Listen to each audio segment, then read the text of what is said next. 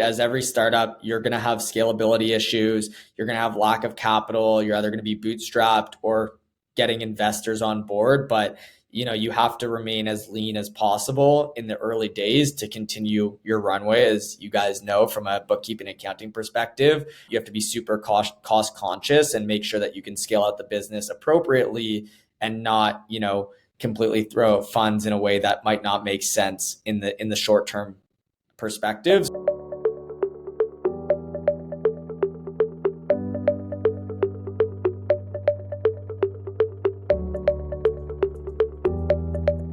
Hi, I'm Mike Pincus, co-founder of Connect CPA and your host at GrowthTales.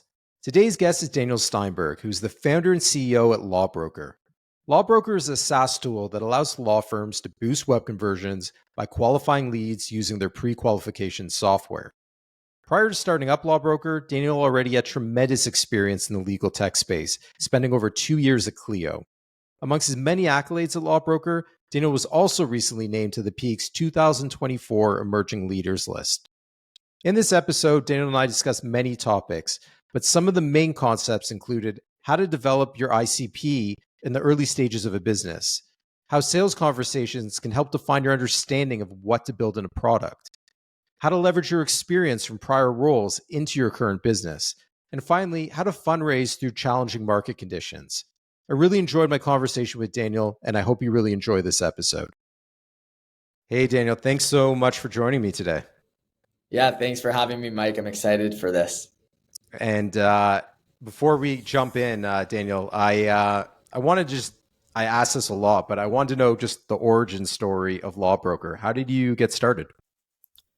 Yeah, so it's been a bit of a journey. For me, actually started in a career in accounting. That's why we've become such good friends, and pivoted quickly over to tech SaaS sales, doing advocacy marketing software and so forth, and fell into the legal world at a company called Clio, one of the largest sort of SMB operating systems for law firms throughout North America. If you haven't heard of it, they focus on law firms all throughout the US and Canada. And I fell into a partnerships role there, working with sort of external third parties, some, accountants and bookkeepers like, you guys, and all the way through to law consultants, IT consultants, and so forth. And my latter half of my time at Clio, I was actually managing and running the app ecosystem.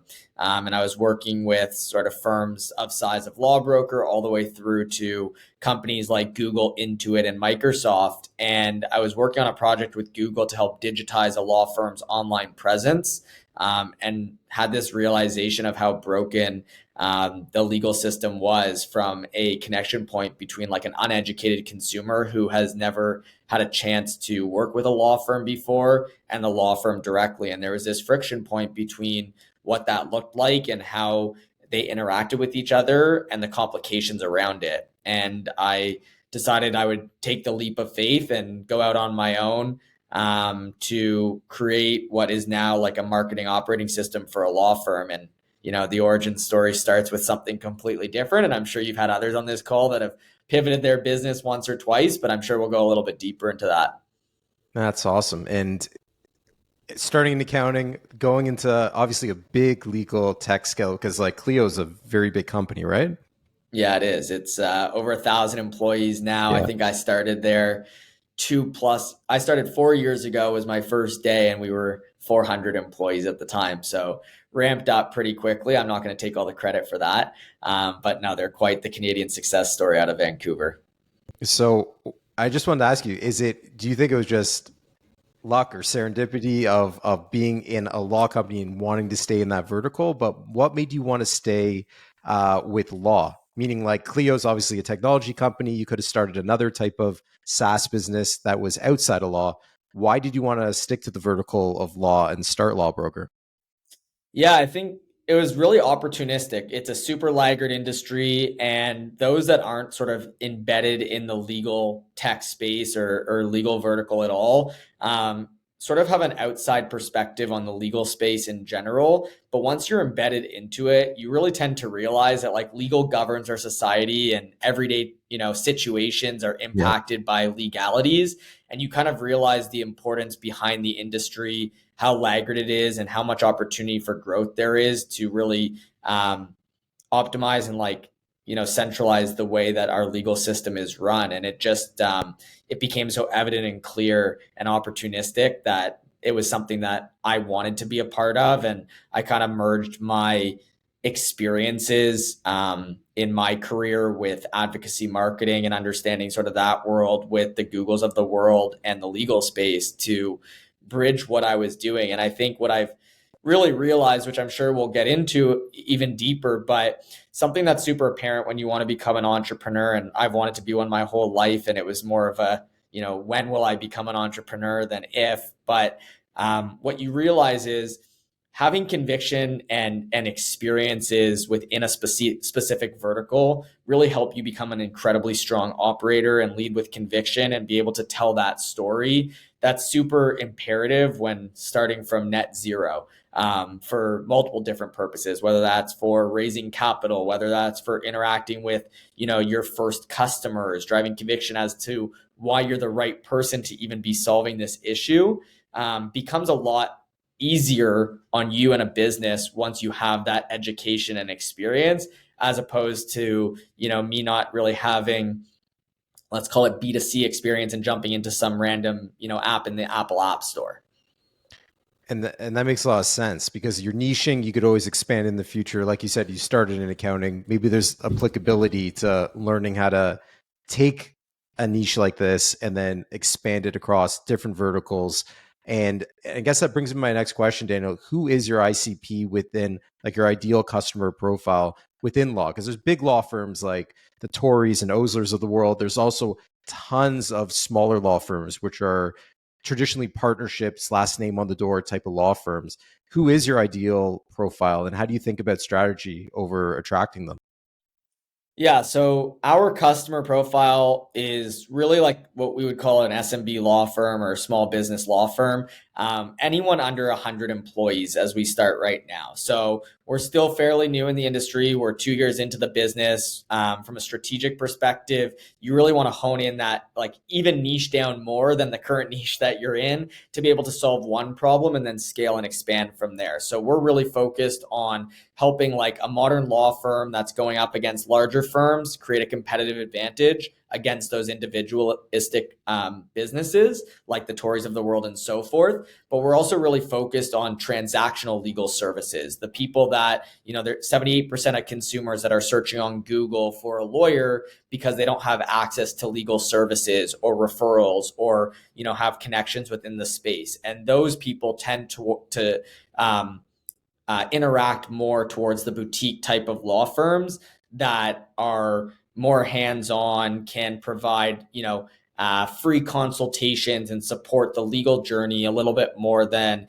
the Seven Sisters here in Canada or, the big firms out in the United States. So we're really focused on that niche area there, especially because the problem that we're solving for is that specific problem, right? It's about the interaction between, we're the intermediary between a potential new lead and a law firm, and really optimizing that pre-qualification experience to make it simpler on the consumer so that it emulates everyday consumer buying habits that they have. As you think about the larger space and, beyond that 100-person law firm, they have different marketing issues that you need to solve for that go beyond the scope of what Lawbrokr is doing right now from a front end perspective. And as we continue to scale and learn those problems from a strategy perspective, that's kind of where you expand and evolve to become more of an enterprise product and service, if you have the luxury of getting there. From a just to expand on your last piece there, from a strategy perspective and how we go after them, a lot of it is hustle. I think like our internal mantra is hustle, right? Work hard, work fast, and really try and get as much client acquisition as possible to support these law firms from a growth perspective. And a lot of our business is outbound sales.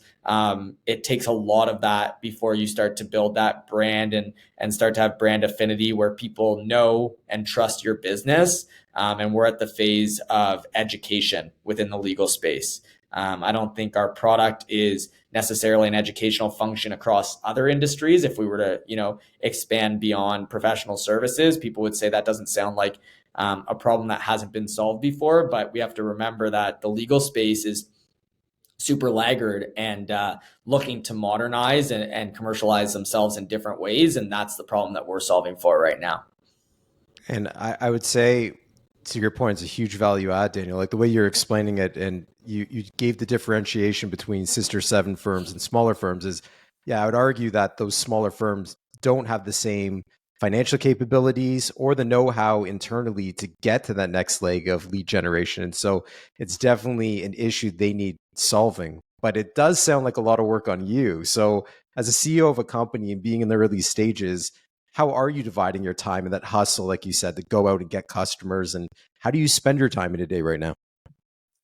Yeah, I think it's a mixture between like team management and company management, between strategy, what our go-to-market strategies are, product overview, and sales. If I had to bucket myself into like the number one category that I focus my time on, it's bringing in revenue and driving our company forward to continue to have client acquisition.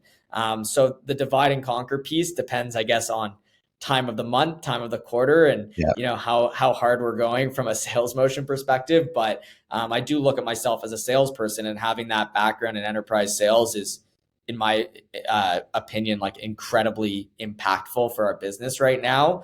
I have two other trusted partners, one on the technical side and a marketing and design lead that is integral for our business as a front end perspective, and really from a development of the product. But yeah, it's a bit, we strategize differently based off time of the month and quarter to make sure that we are hitting on specific milestones from a product development perspective, strategy and vision, and growth. And that's kind of how we bucket our three sort of processes. From a timing perspective, we do a lot of like quarterly thinking and quarterly alignments, and that's how we think about our business in sort of quarters. And strive towards goals every quarter. Yeah, we do something similar because I get like if you look at things too frequently, you kind of get lost of like there's a time for big picture thinking and just getting stuff done. And as you're going through this though and getting product market fit, right now, what would you say are some of the biggest challenges you've experienced in the first 2 years of growing Lawbrokr? Yeah, couple of things. Lean and mean, like scalability issues, right? As every startup, you're going to have scalability issues. You're going to have lack of capital. You're either going to be bootstrapped or getting investors on board. But you have to remain as lean as possible in the early days to continue your runway. As you guys know, from a bookkeeping and accounting perspective, you have to be super cost conscious and make sure that you can scale out the business appropriately and not, completely throw funds in a way that might not make sense in the short term perspective. So those are, running lean is incredibly challenging in general. I just told you about 5 to 6 different functions that I have to focus on day in and day out. And it's not easy to do that. And that's what happens when you're, a 3 to 5 person team in the early days. I'd say that's a major challenge. The second challenge, which is just inevitable in the business and niche that we're in, is, and I alluded to it before, education of the market. It's not a prevalent issue that every law firm is thinking about day in and day out. And the reason for that is all these law firms, they go to law school to become a lawyer. And then within the, small business of law, typically the rainmaker becomes managing partner who then has to make the decision, run the law firm and practice law. And the challenge with that is they're not thinking holistically about marketing strategy, growth of their business, or anything in between. They're thinking, how do we get more referrals? How do I manage the business? And how do I get files out as quick as possible so that we can continue to bill? And there is an education piece to our business, which is how do you activate a new channel of growth for your business, which is your digital asset. And, to a law firm, they think their digital asset is their website. But to me, their digital asset is data analytics, understanding how consumers are interacting with them digitally, understanding if it's a good and right fit client so that they can prioritize their time properly and so forth. So when you think about the marketing operating system of a law firm, that's not something that's necessarily top of mind. And there's this educational piece that is an inherent challenge that you have to go out there and focus on. How are you solving that educational challenge? Like you're helping with the marketing lead attribution for law firms, but how are you doing it for Lawbroker? Because like you said, it's a major challenge to educate your customer base on just understanding your product, how the the fact that it's even a problem that they need to solve. Like you said, they're focused on billable hours and not so much about lead generation. So how are you educating them right now? Yeah. In the early days, it was a lot of conversations, a lot of no's, and a lot of like, hey, this isn't, we don't have an issue right now. Mhm. And then we got a little smarter and recognized, when we talk about ICP, we started to focus on there's for sure law firms out there in the 10 to 50 person range that have internal marketers, internal BD staff, firm administrators that act like operations teams. And what we started to do was not talk to the lawyers themselves, but the actual staff within, find that champion who has that pain point that they understand each and every day, and have them sell that within the law firm on our behalf. Whether they have budget for that or not is sort of on them to, determine. But for us, it's about building out that ROI story and hitting the pain points of the actual persona inside of the firm that's struggling with that pain point. So for us, we started moving up market a little bit and, letting the smaller end of the market come to us. We still don't get a ton of inbound, but when it does come, it's valuable because they're the ones that are trying to differentiate themselves against a mid-sized firm, right? So they understand that they need something that can support their growth. And then as you go into that mid-market space, you start to actually have a persona in the seat that feels the pain point versus the lawyer directly. And maybe that's part of the fun point of scaling is that experimentation. Like, when did you discover that 10 to 50 size law firm? You're like, you know what? Why are we trying to maybe sell at first? They're probably all potential customers, but when did you realize that you're like, you know what? This is hitting better with companies where they have an individual internal employee that's like dedicated to this. How did you discover that? Was it just through outbound, like calling these companies? I think it was more, we knew it early on, but to bring on a 10 to 50 person law firm when you have, let's call it zero customers, is almost impossible. So Right. I think what tended to happen is our evolution of our product started as a pre-qualification software for solo and small practitioners. Mhm. Those were the easier wins for us. We brought them on board probably for a lower ACV than we should have, but we brought them on board to understand what problems we started to solve for them. And then we realized we had this other pain point that we were solving for, which was this broken web experience. And we started focusing on web traffic conversion, and we built out 3 to 5 different ROI metrics that ultimately we could then go to larger law firms in and start showcasing this pain point to. So I think the evolution of our product and bringing on customers early and often was important. And then scaling up from there. I think it's sometimes hard to start in a mid-market framework when you're not sure what issue you're solving for. And that comes back to your point, which is there's always experimentation, right?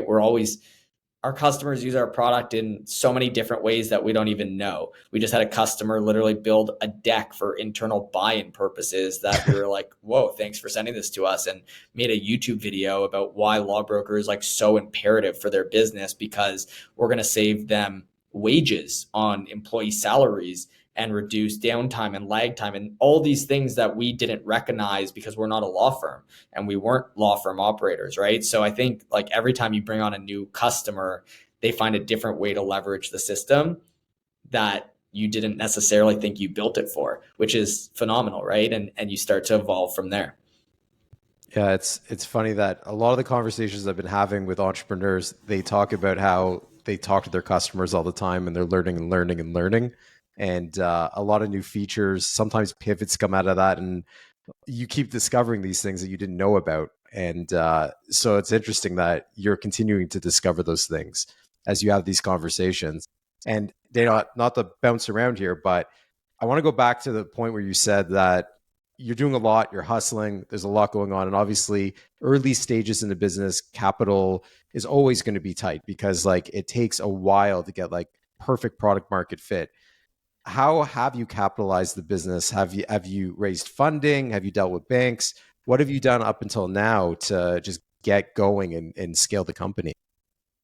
Yeah, so when we first started this company in October of 21, we actually started as a marketplace. So we didn't have to talk about that pivot and we don't need to go deeper than that, but that's where we started. And that's super capital intensive. And we did do a friend and family round of $785,000 to really help scale out that portion of what our business was at that time in order to generate lead gen. And that was sort of our first initial understanding of how to be lean and scale our capital as far as we can. We went into a, down market. Capital wasn't easy to come by thereafter. And to do a marketplace properly, you probably need $10 million plus to scale out accordingly. And we recognized right then and there that we needed a better business model to scale out our business through a downturn. And yes, legal is somewhat recession proof, but for us, we were a lead gen service and that wasn't going to scale properly. So we pivoted our business and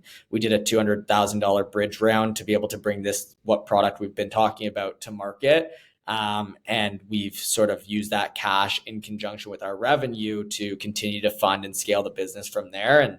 And we'll hopefully be now looking at, a further venture round in the near term future to help really expedite growth and pour some fuel on the fire and scale out in a couple of different ways to really hone in on our vision to be that marketing operating system for a law firm.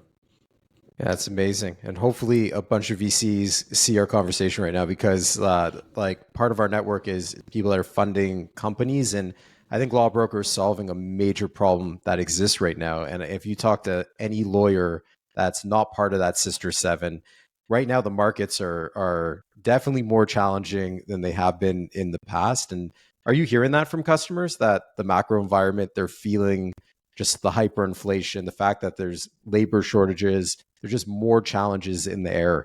Have you noticed that in the conversations you've been having?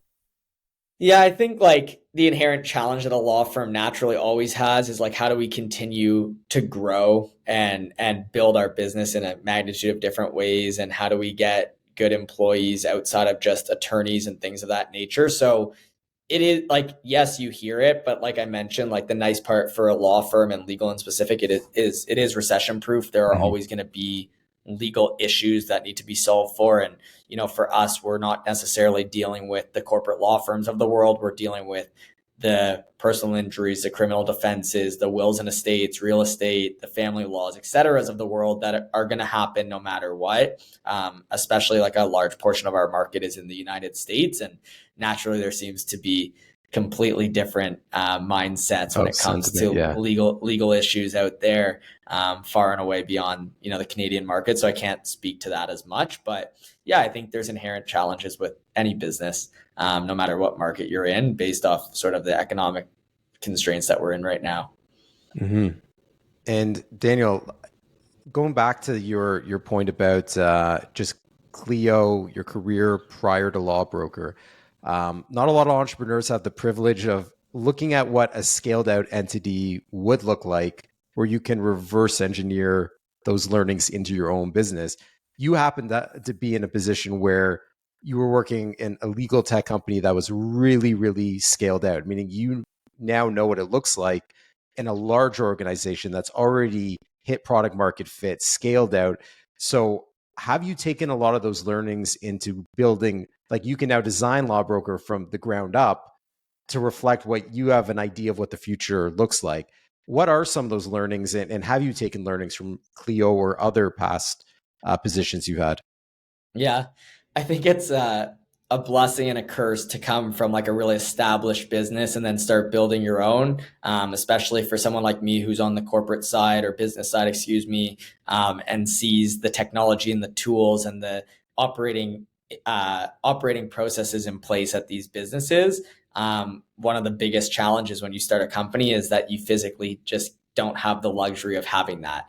I've had the luxury of having the nicest built out Salesforce instances in the world because of my past experiences and things like that. And I probably tested out 15 different free CRMs when I started Lawbrokr, and like ended up on Salesforce and realized like it's not the best tool if it's not built out the exact way that you need it and things like that. So I think it's a blessing and a curse. I think sometimes what it does in your head is it makes you over analyze the things that you need in place at your business, where naturally, like, no business can start that way. You need to evolve from there, and you need to break things before things can get better and scale out properly, which is, how our conversations initially started. And, I likely am using the wrong accounting tools, or the poor automation was within that. And that's just a factor of, you don't have people in place that understand every nuance of every function within an organization. I have to be a product manager, a marketer, a team manager, a product developer, and HR, and everything in between, the accountant, etc.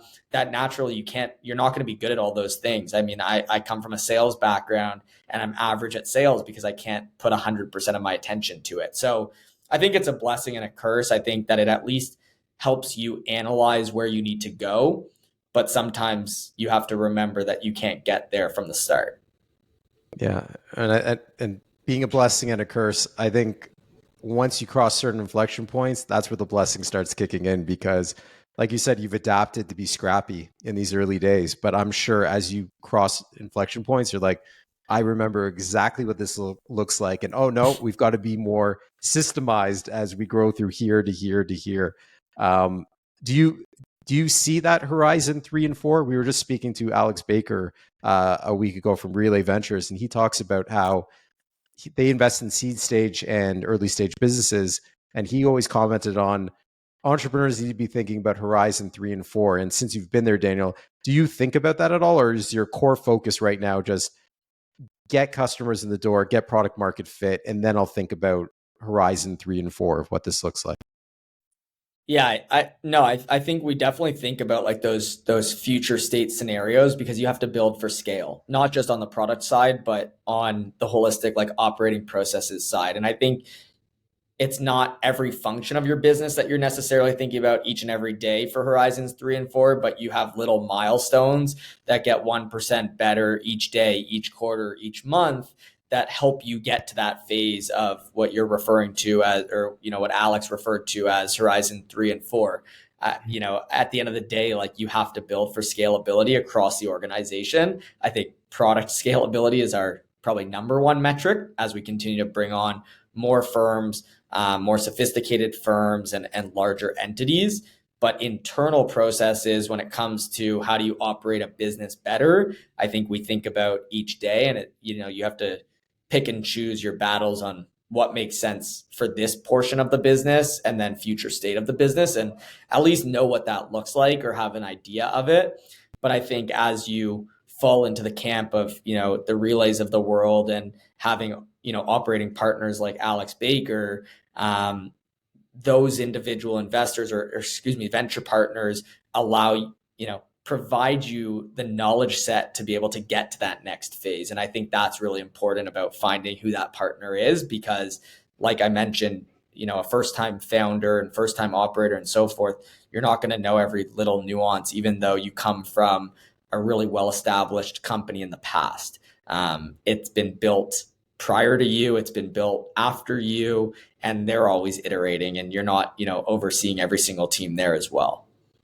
Yeah, that's an excellent point. And that experience is definitely invaluable, right? Because a lot of the venture, not just venture world, but a lot of investors in general are just used to seeing things from 30,000 feet. And when you're in the weeds with a million hats on, it's sometimes hard to zoom out and see the things that they might see in an instant, right? And that's why those relationships are more than money, like you said.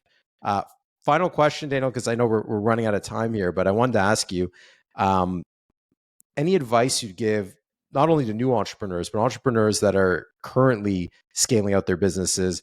What have you learned through your experience so far with Lawbrokr, and any advice you could give to people? Yeah, I think just like stay in your lane. I think there's a lot of noise, and there's a lot of no's, and there's a lot of external pressures that really can overwhelm you, and think differently and shape what you're trying to do. And I think just being able to stay in your lane and focus on what you are focused on doing and building, and using your customers as that springboard rather than those around you that are making that noise, is incredibly helpful for scaling and sustaining your business and building the right way versus, the extended ways that could exist. And there's a lot of people that can take you and steer you in different directions and provide advice and guidance. And no one's going to know what's right. I don't think there's a linear path to entrepreneurship. I think I told you this at the beginning of the call before we were even jumping into this, but I love, failing by doing. I think that's the best lesson learned. And failures don't have to be like mass failures. They can be, little things with inside of the business that you learn and iterate on just by doing and implementing. And sometimes that's the best lessons and the best way that you can ultimately build and scale your own business, because your business looks a lot different than Lawbrokr, and a larger entity than that looks even more different than mine, and so forth. So, you can take as much feedback and advice as you can possibly gather, but you have to do what's best for what you think is best for your business. That's great advice. And before I thank you, I just want to also say that, look, Lawbrokr solves obviously a huge problem for professional services firms. And I think at the stage of company that you go after, there's a lot of things that companies could use help with. And you drive leads, you drive revenue. And so there's a profit motivation of why you would spend on technology that helps you increase revenue, helps you improve the business. And like I said, I think that the firms that are like outside that Sister 7 like framework need a lot more help in terms of driving lead flow. And so I think you're solving a huge problem, Daniel. And I wanted to thank you so much for not only sharing your story and lessons, but for just taking half an hour out of your day to join me today. Yeah, thanks. This was fun, Mike. And yeah, always happy to continue the conversation offline with anyone that, wants to learn more and, have advice. If you are, an upcoming entrepreneur or want to just, grab a coffee and chat, I would love to. So thanks for having me. It's been a lot of fun. Thanks so much, Daniel. And I'm going to link all this after so people can find out about Lawbrokr. But thanks again, Daniel. Perfect. Thanks.